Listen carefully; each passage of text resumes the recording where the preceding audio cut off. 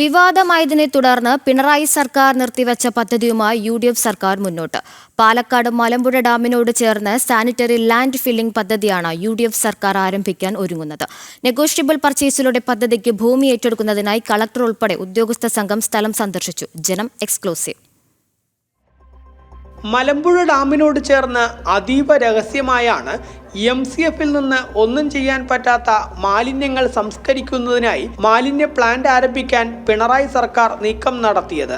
ഇത് സംബന്ധിച്ച വാർത്ത ജനം TV റിപ്പോർട്ട് ചെയ്യുകയും BJPയും കോൺഗ്രസും ഉൾപ്പെടെ രാഷ്ട്രീയ പാർട്ടികൾ ഡാമിനോട് ചേർന്നുള്ള അതീവ പരിസ്ഥിതി മേഖലയിൽ പദ്ധതി അനുവദിക്കില്ലെന്ന നിലപാടുമായി രംഗത്തെത്തുകയും ചെയ്തിരുന്നു.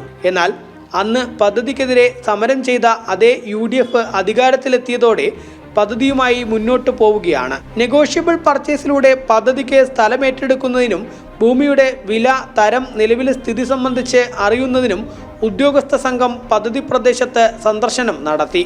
ജില്ലാതല പർച്ചേസ് കമ്മിറ്റി, നെഗോഷ്യബിൾ ടീം എന്നിവരാണ് പദ്ധതി പ്രദേശം സന്ദർശിച്ചത്. ജില്ലാ കളക്ടർ ഉൾപ്പെടെ സംഘത്തിൽ ഉണ്ടായിരുന്നു.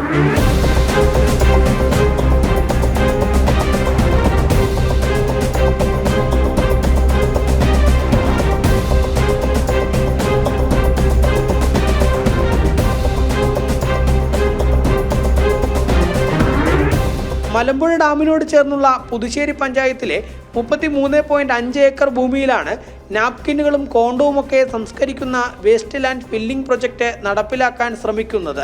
പദ്ധതി പ്രദേശം സ്ഥിതി ചെയ്യുന്ന പുതുശ്ശേരി പഞ്ചായത്തോ വനം വകുപ്പോ ഇറിഗേഷൻ വകുപ്പോ ആരോഗ്യ വകുപ്പോ പൊല്യൂഷൻ കൺട്രോൾ ബോർഡോ ഒന്നും അറിയാതെയായിരുന്നു പിണറായി സർക്കാർ നടപടികളുമായി മുന്നോട്ട് പോയിരുന്നത്.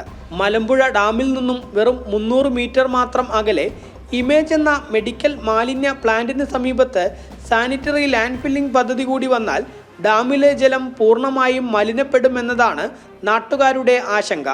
എന്നാൽ ഇത്തരം ആശങ്കകൾ നിലനിൽക്കെയാണ് മുൻപ് പദ്ധതിയെ എതിർത്തവർ തന്നെ പദ്ധതിയുമായി മുന്നോട്ട് പോകുന്നതിനുള്ള നീക്കങ്ങൾ ആരംഭിച്ചിരിക്കുന്നത്. PR മനൂപിനൊപ്പം അരുൺ ആലത്തൂർ, ജനം, പാലക്കാട്.